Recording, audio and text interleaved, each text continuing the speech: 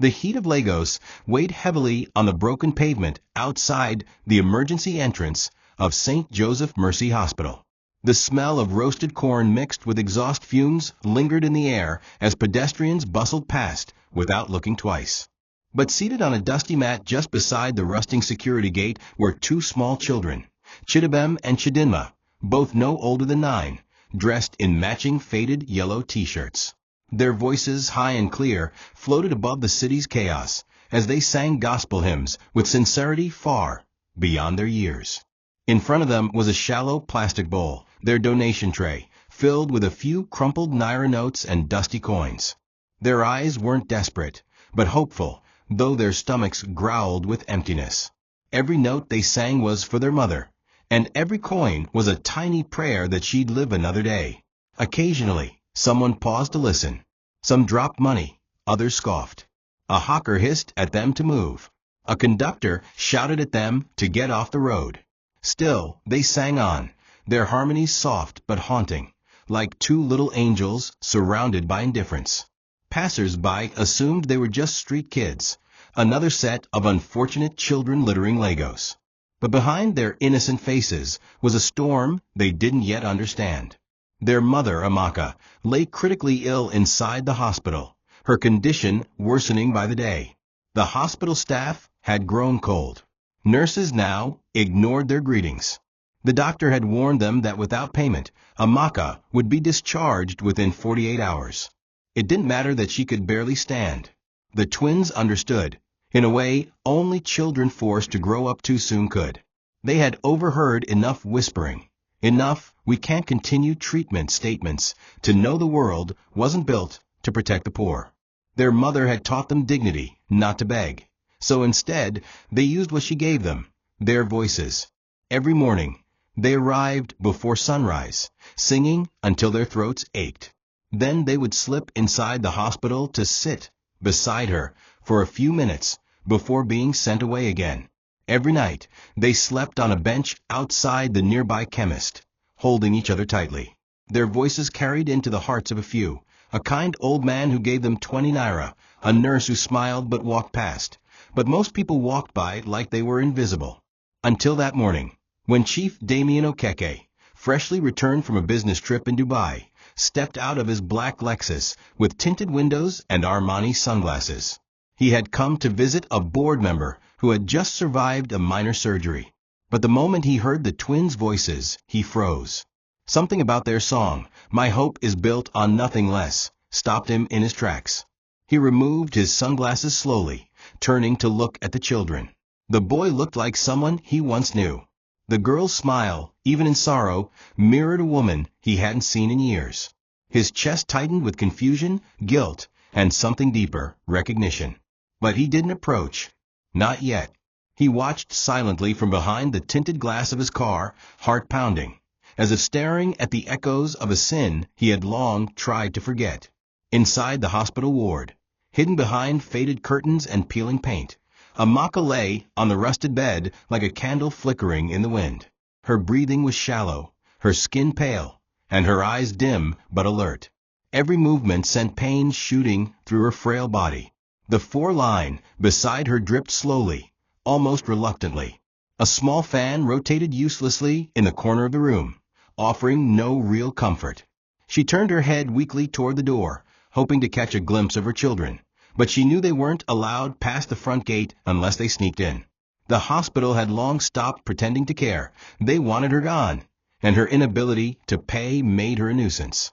Amaka coughed violently, clutching her ribs as the doctor's words echoed again in her ears. "We can't keep her here without a deposit." The only thing more painful than the sickness was the fear of leaving her children behind.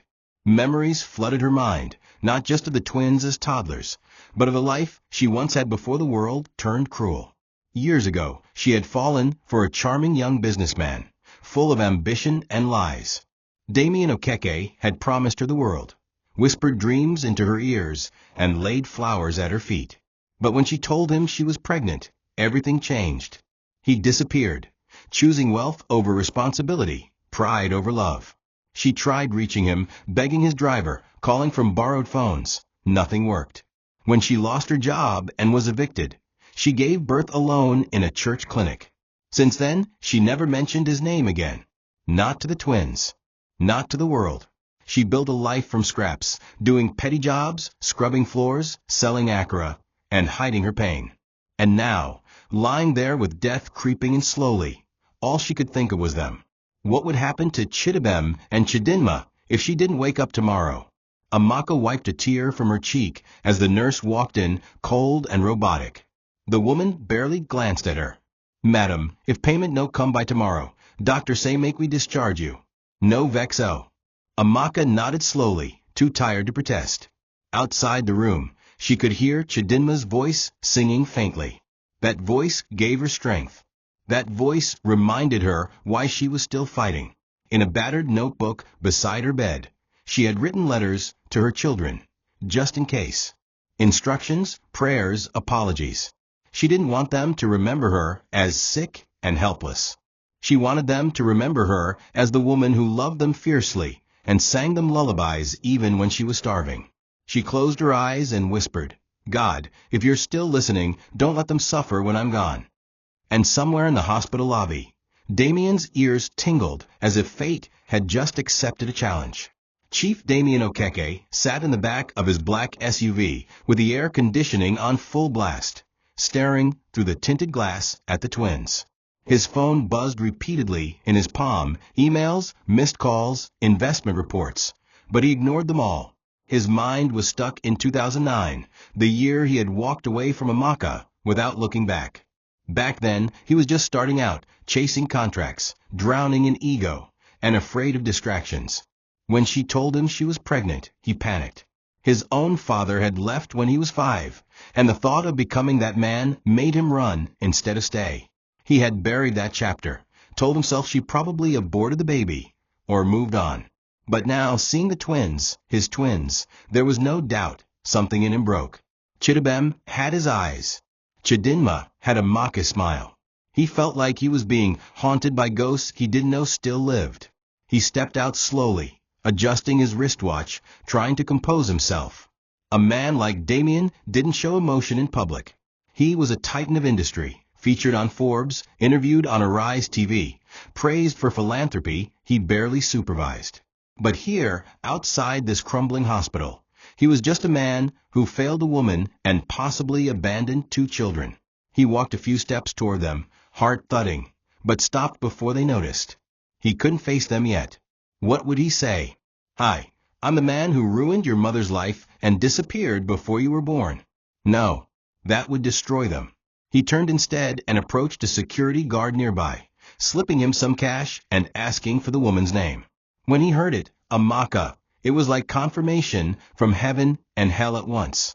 Later that evening, Damien sat in his mansion study, drink in hand, staring at an old photo he had kept hidden in a drawer for over a decade, a picture of Amaka smiling by the beach, barefoot and glowing. He remembered how they used to laugh, how she'd sing in the kitchen, how she had believed in him when he had nothing. The guilt washed over him like a flood. But guilt wasn't enough. He needed to fix it. And for the first time in years, Damien felt unsure. He had built companies, bought lands, crushed rivals. But now, standing at the edge of this truth, he felt powerless. As he reached for his phone to make a quiet payment to the hospital's account, his wife Clara stood quietly by the doorway, unseen, watching, listening, frowning, and plotting. Damien couldn't sleep, even as his mansion's generator hummed and his body lay across Egyptian cotton sheets. His mind stayed restless. He had stared at the transfer confirmation on his phone for hours after anonymously paying for Amaka's treatment. But the relief he expected never came. Instead, he was haunted by questions. Why didn't I look for her? Why didn't I check if she kept the baby? Guilt was no longer a distant ache. It was a living thing. He tossed and turned, memories flooding his mind. How Amaka had called him nonstop for weeks. How he had blocked her and told his PA never to take her calls again. He remembered convincing himself she was only after his rising success. He had chosen ambition over love, and now those consequences were staring at him in the form of 2 innocent children singing outside a hospital. He could no longer pretend the past was dead.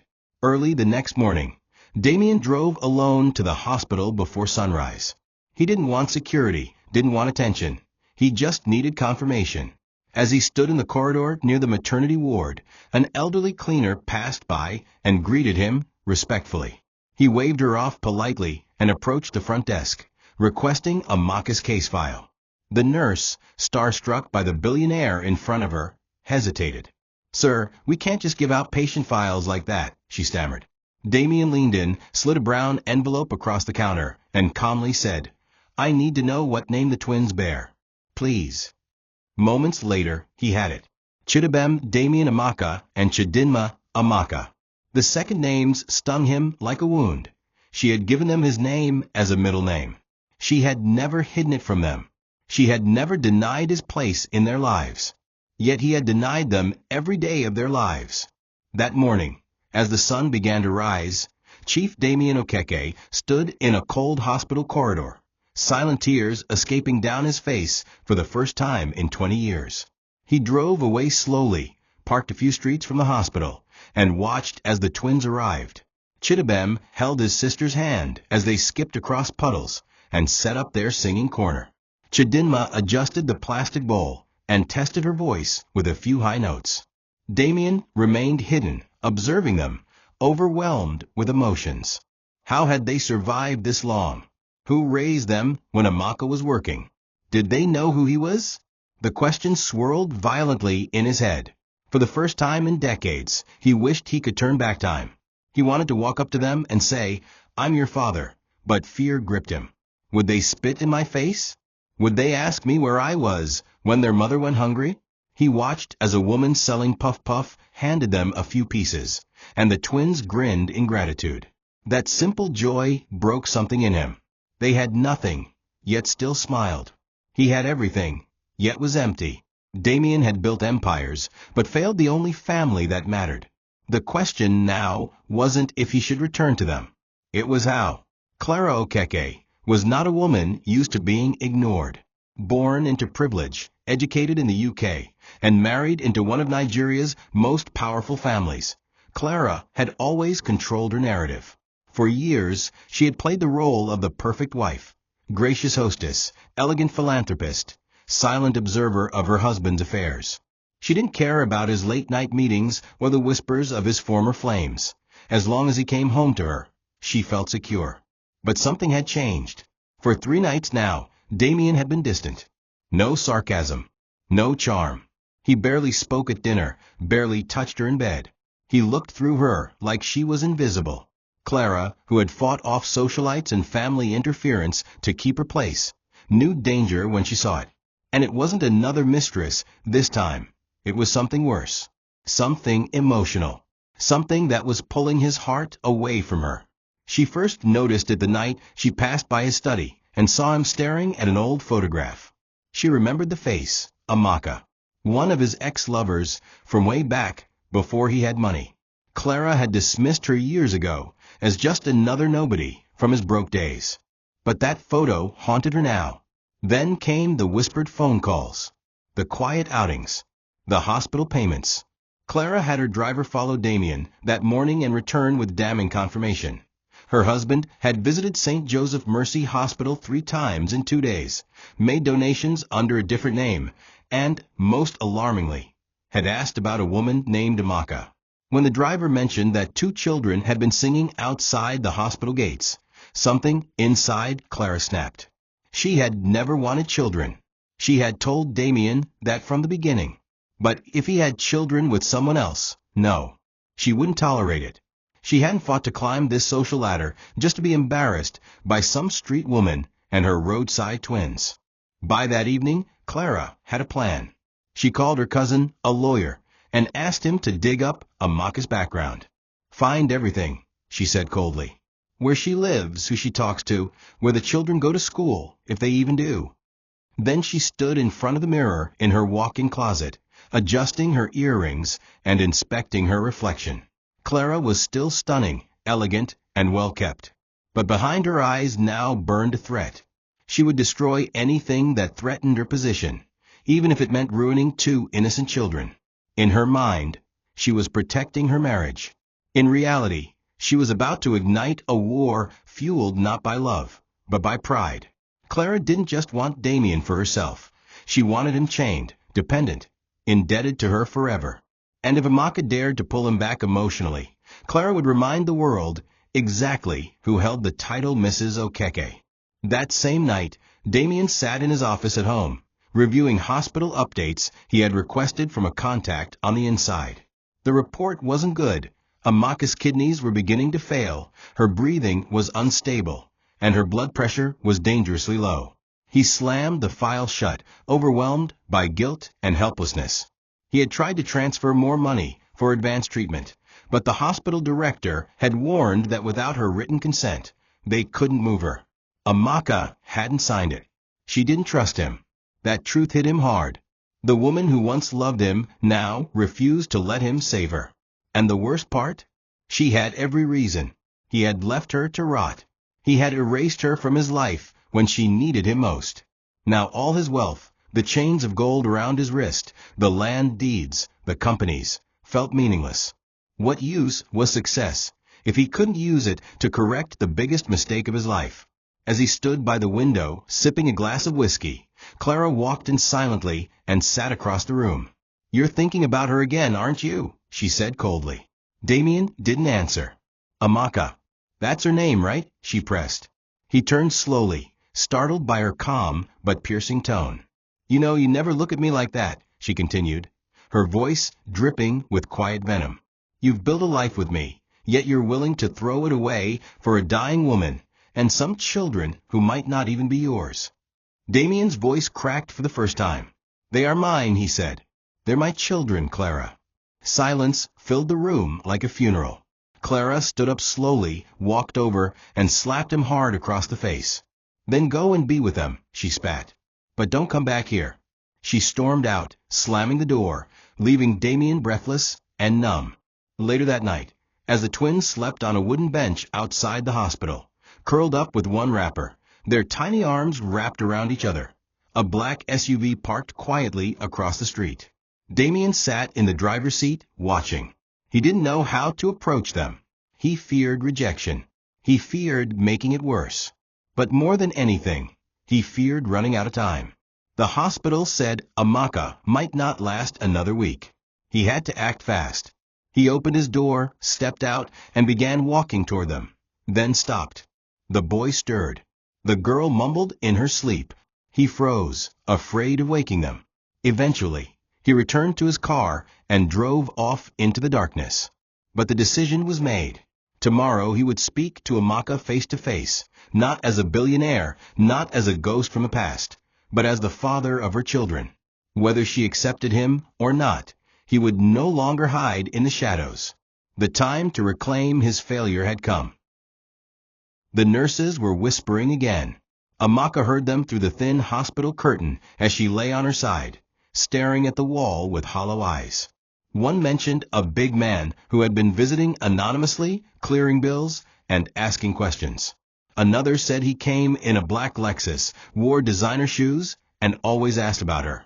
Amaka turned her face deeper into the pillow, trying to block out the noise, but it was too late. The bitterness that had settled in her heart for years began to stir. She knew who it was. She didn't need confirmation. Only one man had enough wealth and guilt to suddenly care now that she was nearing death. Damien. The name twisted in her throat like bile. She had spent the better part of a decade learning to forget him, to erase his name from her lips, so her twins wouldn't grow up asking why their father never showed up. She had fed them stories about heaven assigning parents, pretending that love alone had brought them into the world. But now, the truth had forced its way back into her hospital room like an intruder. She gritted her teeth as memories resurfaced, like wounds reopening. The day she found out she was pregnant, she had cried, not because of fear, but because she thought she'd have someone to share the joy with. Damien had held her once like she was the most precious thing in the world. His hands had trembled the first time he said he loved her.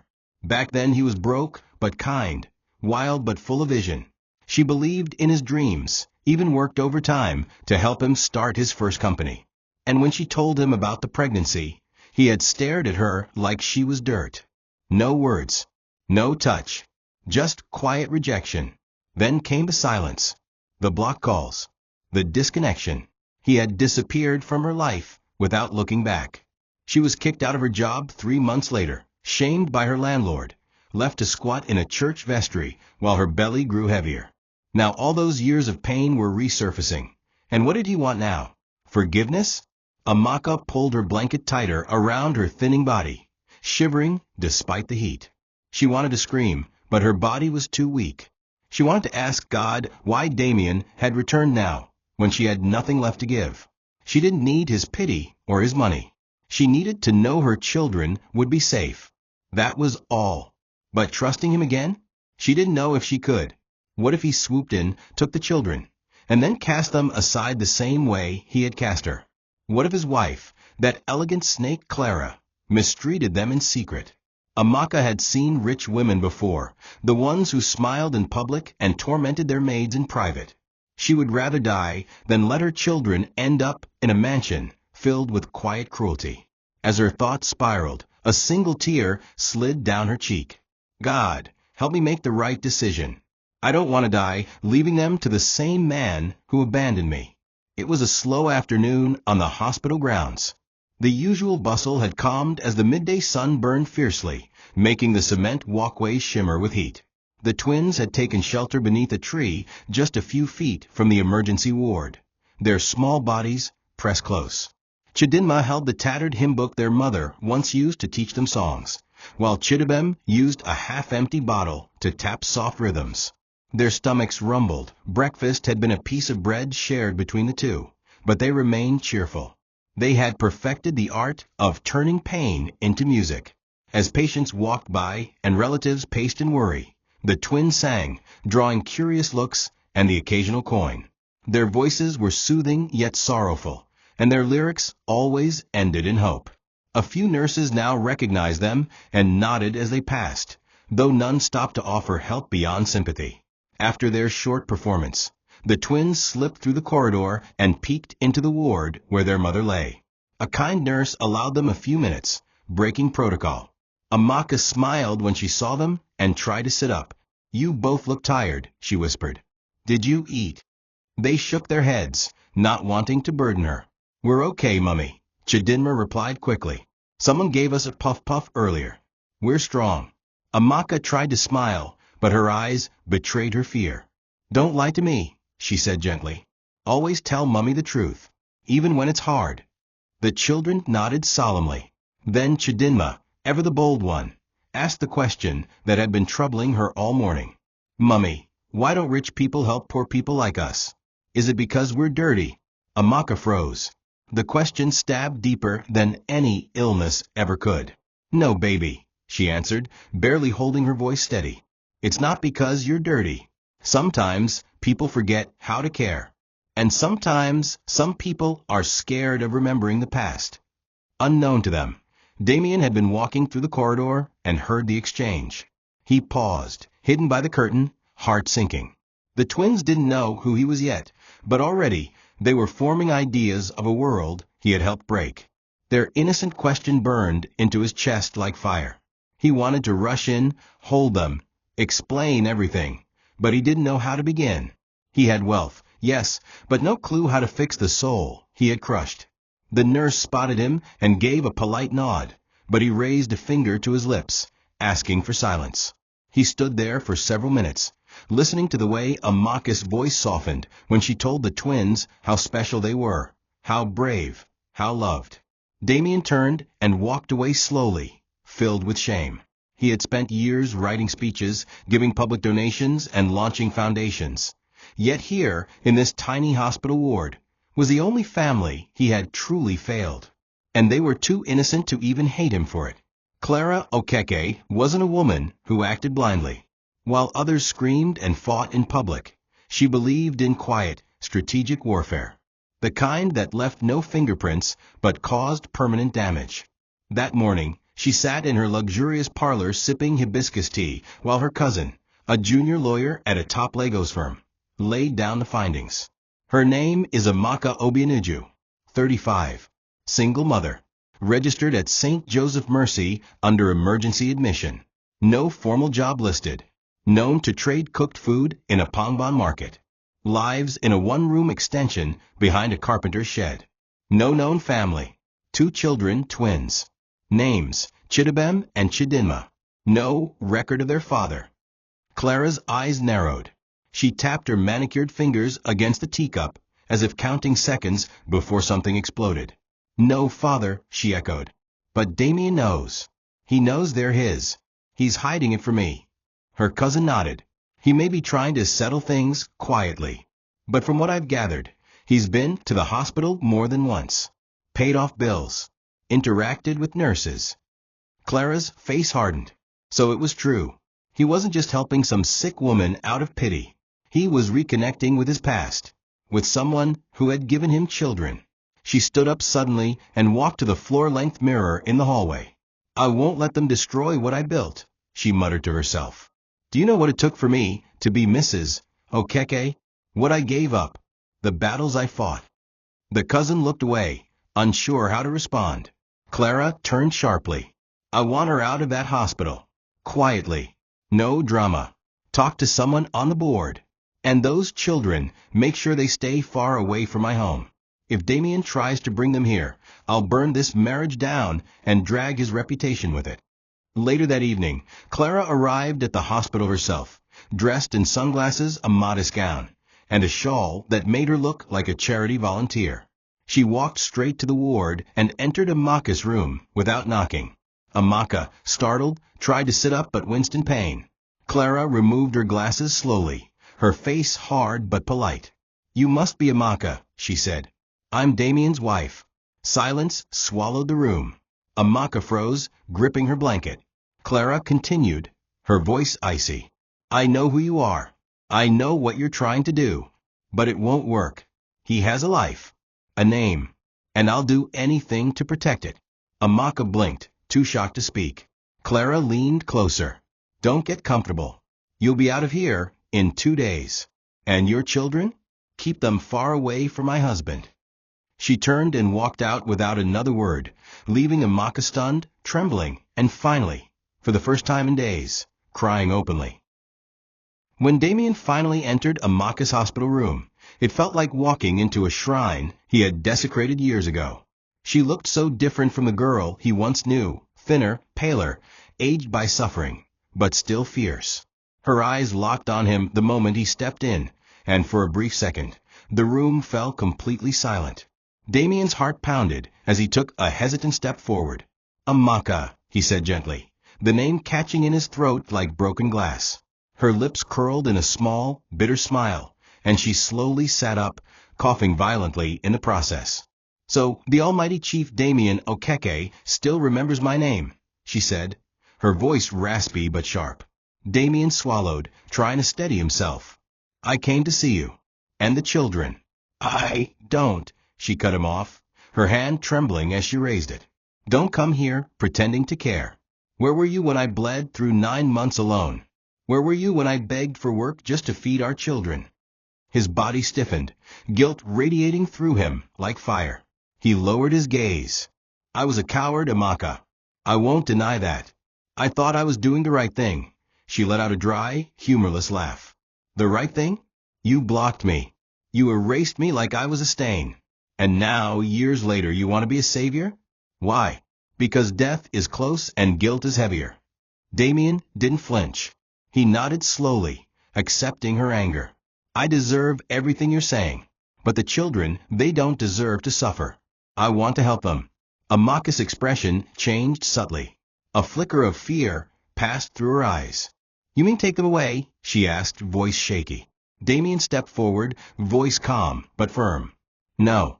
I mean be there for them. As their father. Whatever you allow me to be. But Amaka's walls were high, her voice growing louder now. You can't just stroll back into their lives with money and guilt. You don't know them. You don't deserve them. She turned her face to the wall. Please leave, Damien. I'm already dying. Don't make this harder. Damien stood still, breathing heavily. He could feel the weight of years pressing down on him, pressing against his chest until it hurt to stand. He looked around the room, the cracked ceiling, the frayed bedsheet, the worn Bible on her bedside. This was the life she had lived, and he had never once thought to search for her. With tears threatening to fall, he reached into his pocket and placed a sealed envelope on her side table. "I'm not walking away again. Whether you forgive me or not, I will be here." Without waiting for a response, he walked out, brushing past a nurse who had been listening from the door. Outside, the twins were seated beside the hospital fountain, giggling as Chidibem tried to balance a pebble on Chidinma's head. Damien watched them for a moment. He had no idea how to be a father, but for the first time, he wanted to try, even if it meant crawling through shame to earn their trust. That evening, the hospital lights flickered as the generator hummed in the background. The twins lay curled on the narrow bench outside the maternity wing, covered with a warm blanket someone had donated. Chidinma had fallen asleep, her head resting on her brother's shoulder, but Chidibem remained wide awake. He stared up at the stars, listening to the sounds of cars in the distance, and nurses chatting behind closed doors. His mother's conversation earlier had disturbed him. When they had entered to greet her that afternoon, she had been quiet, distant. Then, in her sleep, she had whispered a name, Damien. Chidibem recognized it. The rich man who had been visiting the hospital. The man who always looked sad whenever he watched them. The same man who sometimes stood far off but never spoke. Something wasn't right, and even at his young age, Chidibem had begun piecing things together. The next day, while Chidinma played with her torn doll, Chidibem approached the nurse who often allowed them to sneak in. "Auntie, who is that man that keeps visiting our mummy?" he asked innocently. The nurse hesitated, then smiled nervously. "He's someone who used to know your mummy a long time ago." Chidibem tilted his head. "Was he our daddy?" The nurse stiffened. "I don't know, my dear. That's something your mummy will tell you herself when she's ready." But the boy already knew the answer. That night he lay beside his sister and whispered, "I think we've seen our real father." Chidinma blinked in confusion. "Which one?" "The rich man." He nodded slowly. "He watches us like he knows us. He paid for Mummy's medicine. I think he wants to help." Chidinma scrunched her face. "Then why hasn't Mummy told us?" "Because maybe she's scared," Chidibem replied. "Maybe he heard her before." Their conversation was overheard by none other than Clara's paid informant, a hospital cleaner she had bribed. The man sent a text to Clara that night. "The children suspect something. The boy is sharp. Amaka may tell them soon." Clara's heart pounded with dread. She sat alone in her dressing room, reapplying her lipstick in the mirror. "If that woman tells those children the truth, Damien will never let them go," she muttered. "And once he becomes emotionally attached, I'm finished." She picked up her phone and dialed her lawyer cousin. "Get ready to serve papers. She needs to be out of that hospital in 48 hours. I don't care how sick she is." Then she paused and added bitterly, "And if Damien tries to bring those children into my house, I'll show him exactly who I am." In that moment, Clara wasn't just fighting for her marriage. She was fighting for control, for pride, and for the illusion of love she had built around herself like a glass mansion. Amaka lay still that night, staring at the ceiling as the small oscillating fan turned slowly above her. Her body was failing. She could feel it in the way her breath grew shorter, the way her limbs trembled, and how sleep came and went in flashes. The doctors had warned her. Her kidneys were failing rapidly, and if she didn't begin dialysis or leave for an advanced center within days, she wouldn't survive. But even as death brushed close, Amaka wasn't thinking about herself. She was thinking about her children. Her heart burned with love and fear every time she imagined them sleeping on that bench, exposed to mosquitoes, strangers, or worse. And now, with Damien reappearing like a ghost from the past, everything had become more complicated. She could see it in his eyes, the regret, the shame, maybe even the desire to step in. But that terrified her more than death itself. She didn't trust him, not yet. And she certainly didn't trust his wife. She remembered Clara's visit, the way she stood tall, dressed like royalty, and looked at her like filth. That woman had no intention of sharing her husband with anyone, especially not two street-born children. Amaka saw it clearly now. If she died and left the twins in Damien's care, they would fall under Clara's roof, and that woman would break their spirits. She would mistreat them, hide behind smiles, and slowly erase their confidence. Amaka couldn't allow that. She would rather die with them than hand them over to a gilded cage. But what were her options? Who else would care for them? She had no family, no siblings, no one. She had spent so long surviving that she had forgotten to build a support system. The church? Too busy. Her former market friends? All struggling too. Her eyes filled with tears as she realized the trap she was in. Damien was the only option, and the worst one at that. That night, she wrote in her small notebook again, adding one more page to the letter she had been preparing for months. A letter for her children. In it, she explained her fears, her hopes, and a final plea. If he truly loves you, he will protect you, not possess you. Trust only what your hearts feel, not what his wealth offers. And never let anyone treat you like you're less than royalty. You are mine. You are loved. Her hands trembled as she signed her name at the bottom. Then she clutched the book to her chest and cried silently into the night, her sobs muffled by the sound of distant traffic and generator hums. Outside, the twins slept side by side again, unaware that their lives were about to be torn open by truths their mother had tried to protect them from for far too long. Clara didn't sleep the night she received the cleaner's update. Her eyes burned from pacing and her head throbbed from fury, but she wouldn't allow herself to break. This wasn't just about infidelity anymore. This was war. A war of territory, of bloodlines, of legacy. Clara had married Damien because of what he represented: wealth, security, and status. And now, some sick woman in a government hospital, someone he used to toy with when he had nothing, was about to steal everything. Worse, her twins could threaten the carefully constructed image Clara had built for herself as the first and only lady of the Okeke dynasty. She stared at herself in the mirror and whispered coldly, "Not on my watch." Then, with surgical precision, she called the hospital administrator, a man who owed her family favors, and issued an ultimatum. Remove the woman in bed 19 within 48 hours. Quietly, officially. I don't care how you do it, but she leaves, or your next round of hospital donations will vanish. By the following day, Amaka received a sudden discharge letter. The excuse was wrapped in hospital bureaucracy. We regret to inform you that due to space constraints and funding shortages, we are unable to continue your treatment unless a new deposit of N500,000 is made immediately. The staff avoided eye contact. The same nurse who once allowed her children to sneak in now walked past without speaking. Amaka's lips trembled as she read the document.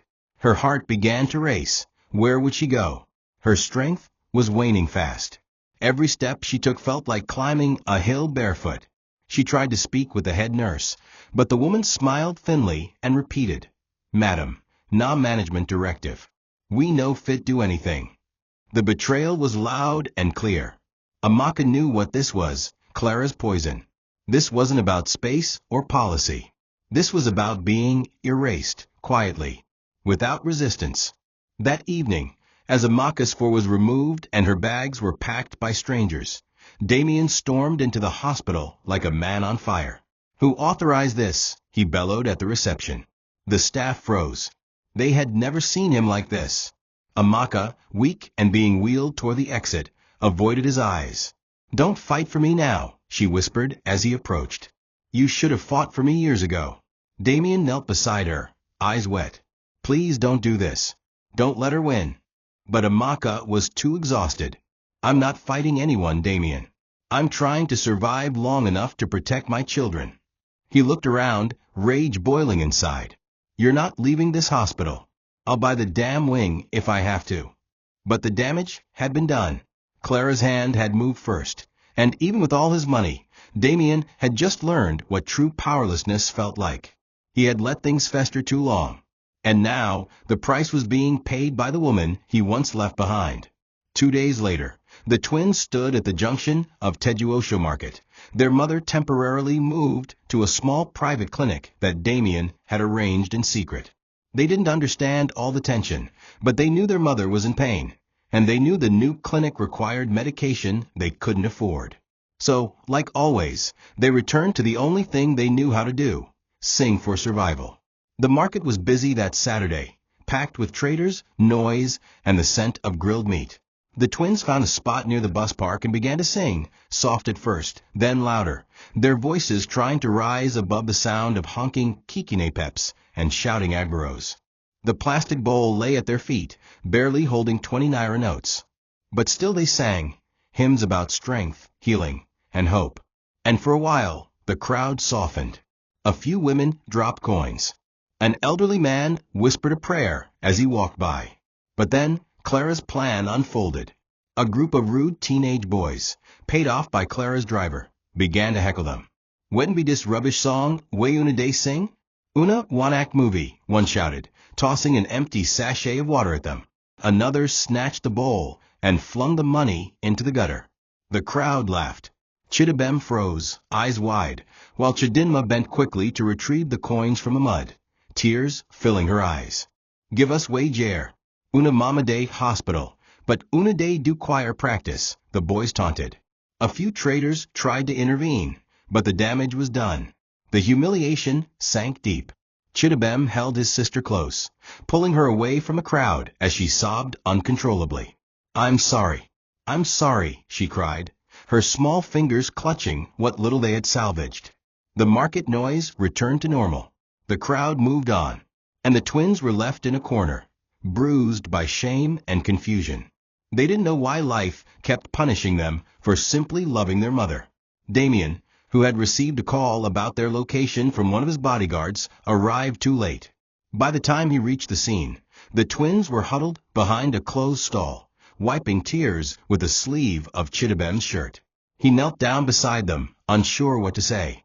They looked up, their faces broken, but didn't move. Damien opened his mouth, but no words came. He reached into his pocket and handed them tissue and a flask of water. "I'm sorry," he whispered. "This shouldn't have happened." Chidinma stared at him with quiet pain. "Why does the world hate us?" she asked. Damien's heart cracked open. "The world doesn't hate you," he replied softly. "It just doesn't understand how precious you are yet." For the first time, he didn't hide his tears. And for the first time, the twins didn't pull away from his touch. But even in that moment, Clara watched from a tinted car parked a few meters away, her lips curled into a satisfied smirk. Let him cry, she thought. Let them bond. I'll burn it all before they live under my roof. The next morning, as the sun broke through pale clouds and cast a soft glow over the city, Amaka knew her time was drawing near. She could feel it in her bones, a kind of deep ache that went beyond illness. She had spent the night tossing, pain shooting through her lower back and chest, barely able to breathe. The doctor had informed her that her organs were failing faster than expected. But Amaka didn't panic. She had already made peace with death. What she hadn't made peace with was the silence. The silence she had built around Damien. The truth she had hidden from the twins. They deserved better. She couldn't carry the weight of secrecy into her grave and leave them in the dark. So she asked the nurse for a favor, to bring Damien and the twins to her room later that afternoon. She needed them to hear the truth, all of it. When they arrived, the mood was solemn. The twins sat by her bedside, holding her hands, their eyes wide with concern. Damien stood at the foot of the bed, guilt etched into every line of his face. Amaka looked at each of them and smiled weakly. I'm sorry, she whispered. I should have told you the truth sooner. She turned to the children. That man, Chief Damien Okeke, he's your father. Silence. The words hung in the air like thunder. Chidabem's eyes widened in slow realization, while Chidinma blinked rapidly, processing the revelation. Damien stepped forward, kneeling beside the bed, his voice cracking. It's true. I didn't know how to tell you. But I'm your father, and I've failed all of you. But I'm here now. The children said nothing. Amaka continued, her voice steadier. He hurt me deeply, but he is your blood. And I believe. I want to believe that he wants to make it right. Chidinma looked at Damien. Why didn't you come for us? She asked softly. He looked at her, eyes full of tears.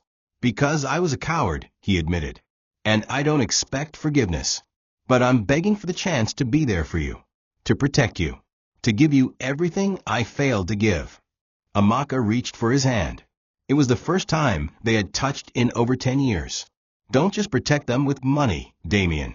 Protect them with your life. He nodded, his heart swollen with pain. I promise, he said. I'll never walk away again. And as they sat there, 4 broken hearts slowly stitching themselves together, the air in the room felt lighter. Hope, for the first time in a long while, entered like a quiet breeze. But outside that room, Clara stood in the clinic's corridor, having bribed her way in again. She had heard everything. And now, she knew the war had entered its final, most dangerous phase. The rain fell in slow, heavy drops that morning, the kind that blurred windshields and muted the sound of passing cars. Inside the small private clinic, the mood was suffocating. Amaka had grown weaker over the night. Her limbs were cold, her pulse faint, and the pain medication had stopped working. Her body trembled as she struggled to sit up, her lungs wheezing with each breath. A young nurse tried to reposition her pillows, but Amaka waved her off gently. Don't bother, she whispered, her voice dry. I just want to see my children. But the nurse hesitated. Dr. Hassan had said to limit visits, too much stress, too much talking. But Amaka's eyes pleaded. Please, she begged. Bring them. Just let me see them one last time with light in my eyes. The nurse nodded and slipped out quickly, her own eyes glistening. The clinic had seen pain before, but not like this. Not a woman holding on with nothing but a mother's heart and a pocket of faith. At that same moment, Damien was seated across from Dr. Hassan in the administrative office. She's not going to make it, is she? He asked, voice heavy with fear. Dr. Hassan didn't sugarcoat it. Her kidneys are in full failure. She's too weak for dialysis. The only option now is a medical evacuation to South Africa or Germany. And we need to stabilize her before even boarding a plane. We don't have more than 48 hours. Damien's face paled. Get the air ambulance. I'll pay whatever costs. Dr. Hassan sighed. You'll also need her consent. She has to sign the transfer. And sir, she's been refusing. Damien stood up abruptly. She doesn't get to refuse. Those kids need her. He stormed out, his head spinning. When he reached the ward, he found the twins already sitting beside Amaka, their small hands gripping hers. She looked so frail, like if you touched her too hard, she'd dissolve. Amaka, he said gently, but she didn't turn. Amaka, I'm taking you abroad. Please. We can still fight this. Amaka slowly opened her eyes. Fight with what? She whispered. With what strength?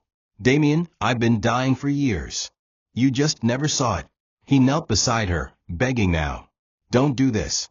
The kids need you. I need you. Let me fix it. She turned to him at last, eyes glassy but clear. You can't fix this.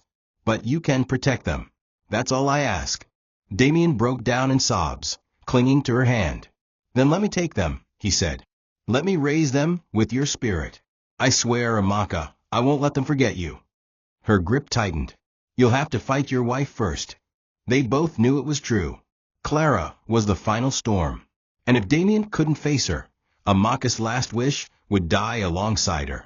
She closed her eyes again, chest rising slower than before. Damien looked over at the twins, and in that moment, a quiet transfer of responsibility took place. Whether Amaka lived or not, he was now the father of 2 children who had already lost too much. It was early evening when Amaka opened her eyes for the last time. The sun had dipped low, casting a gold-red glow through the half-shuttered clinic windows. The room smelled faintly of antiseptic and oranges. The twins were dozing off in plastic chairs by her bedside when she stirred. A nurse quickly tapped them awake, whispering, "Mummy wants to talk." They rushed forward, holding her hands, eyes full of worry. Amaka's voice was faint but determined. "My angels," she said, "God gave me the greatest gift when he gave me you." Chidabem began to cry, silently. Chidinma wiped her face with trembling fingers. "Mummy, are you going to get better now?" the girl asked. Amaka smiled. "Yes, but not in the way you think." She looked at them both carefully. "I need you to listen.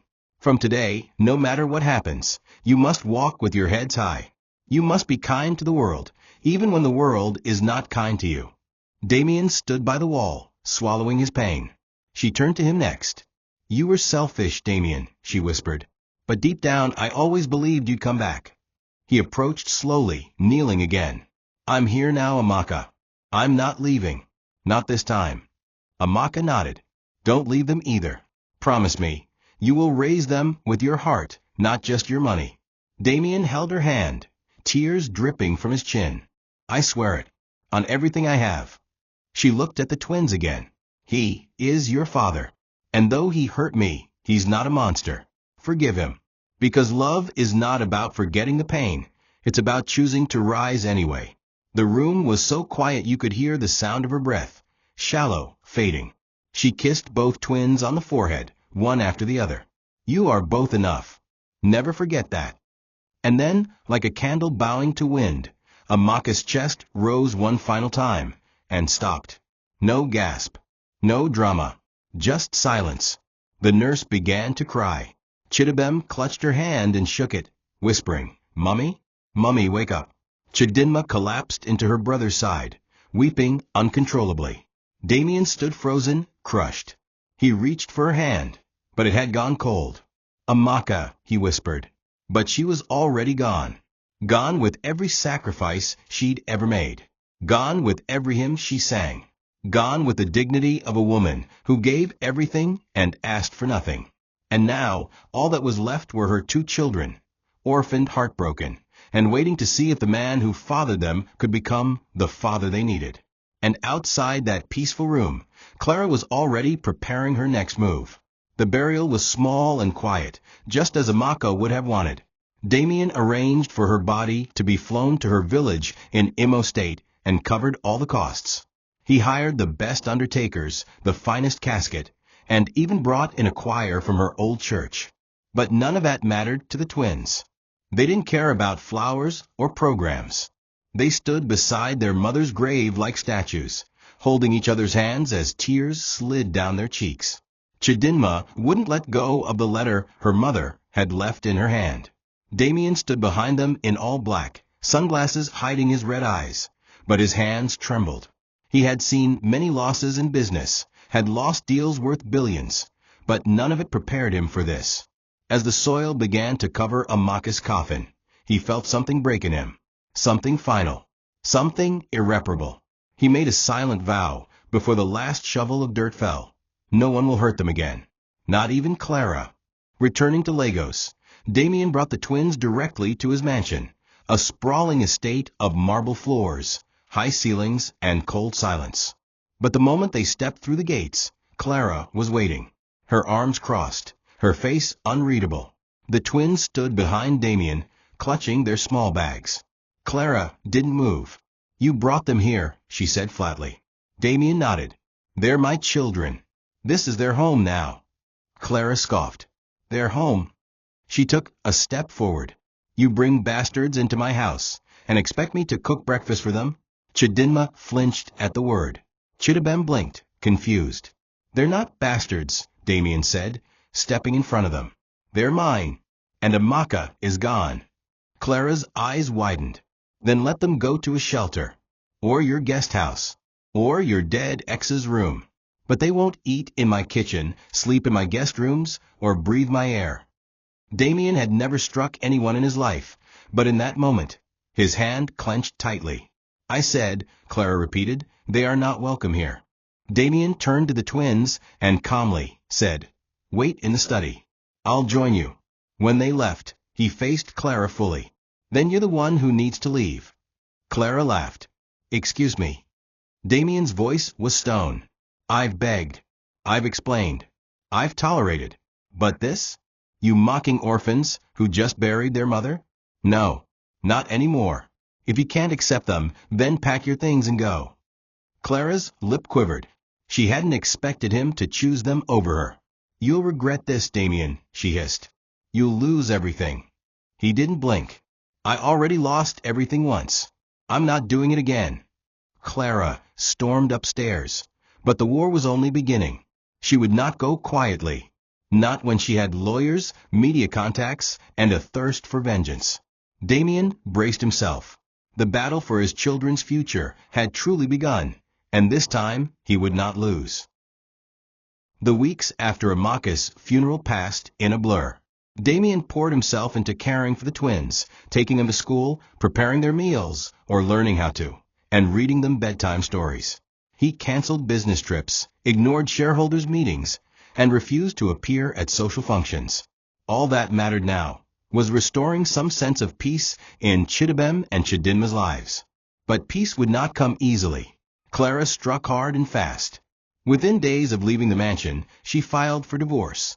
A scorched-earth petition accusing Damien of infidelity, emotional cruelty, and public disgrace.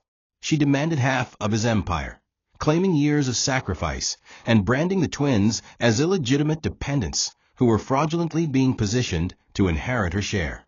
She leaked selective documents to tabloids, showing pictures of the twins barefoot in the market and hinting at a charity project turned obsession. The media devoured the story. Within 48 hours, headlines across blogs and social media lit up like wildfire. Raitero, billionaire father of street twins, abandons wife to raise orphan children. Raitero, Damien Okeke's secret love children shake corporate boardroom. Raitero, who is Amaka? The woman who brought down Lagos' most eligible power couple. Public opinion split in half. Some hailed Damien as a changed man, a true father taking responsibility. Others, especially society elites, viewed him as a fool destroyed by guilt. Schools began whispering about the twins. One parent pulled their child from Chidinma's class. Damien's board questioned his mental state. But he stood his ground. For the first time in his life, he was living not for image, but for truth. When Clara's lawyers sent a cease and desist order to stop him from naming the twins' legal heirs, he responded with a countersuit, formal adoption papers, DNA confirmation, and a petition for full paternal custody. The legal battle became ugly. Courtrooms filled. Journalists hovered. Clara arrived daily in designer gowns, playing the victim. But in the end, what moved the judge wasn't Clara's theatrics or even Damien's wealth. It was a single video clip, secretly filmed by a nurse weeks earlier.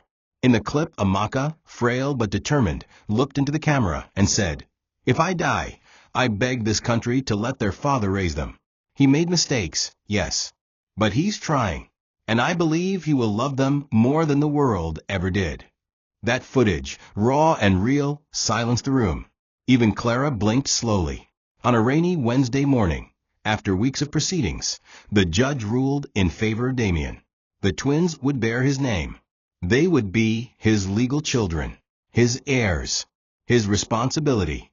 Clara walked out of the courtroom, defeated, her silence louder than any scream she had ever made. 6 months later, the Okeke mansion looked nothing like it once did. The cold marble floors now echoed with laughter and tiny footsteps. The dining room, once used only for parties, became the twins' homework station. The long-abandoned garden behind the house now had swings, fresh flowers, and a small vegetable patch that Chidinma insisted they tend together every Saturday. Damien's world, once filled with shareholder meetings and gala speeches, now revolved around school runs, spelling bees, and bedtime stories. He learned to braid Chidinma's hair badly, but she giggled through it anyway. He watched football with Chidibem and argued over who would win between Messi and Osimhen. Slowly, through tears and awkwardness, they became a family. On the day of the official adoption ceremony, Damien stood before the registrar, dressed in a simple white kaftan, the twins by his side in matching traditional outfits. The court clerk smiled gently as she handed him the final signed certificate. "From today you are their father, in name, law, and spirit," she said. Damien knelt, kissed both children on the forehead, and whispered, "You are not alone anymore." The twins beamed, their faces glowing with pride and healing. Outside the court, a few press photographers waited, but Damien held their hands and walked proudly to the car. No shame, No hiding. The billionaire who once abandoned love had now been reshaped by it. A man once too proud to face his past had now made it his future. The final scene unfolds at Amaka's graveside, beneath the shade of a large mango tree in her village. Damien stood with the twins, now formally bearing his last name, holding hands as a soft breeze rustled the leaves. Chidinma placed fresh flowers on the grave, while Chidibem laid down a copy of their adoption certificate, wrapped in ribbon. Damien knelt, placed his hand on the headstone, and whispered, "I failed you, Amaka, but I won't fail them. Not ever again." The twins knelt beside him, silent, eyes wide. For the first time, there were no tears, just peace. Redemption had not erased the pain, but it had given it meaning. Behind them, a white butterfly rose from the earth and fluttered skyward. Damien looked up and smiled. The past was buried. The future had begun. And this time, he would not run from it. Thank you for watching this video. What did you learn from this story? Drop it in the comments. Please make sure you like, comment, and subscribe to my YouTube channel Tochi Stories for more.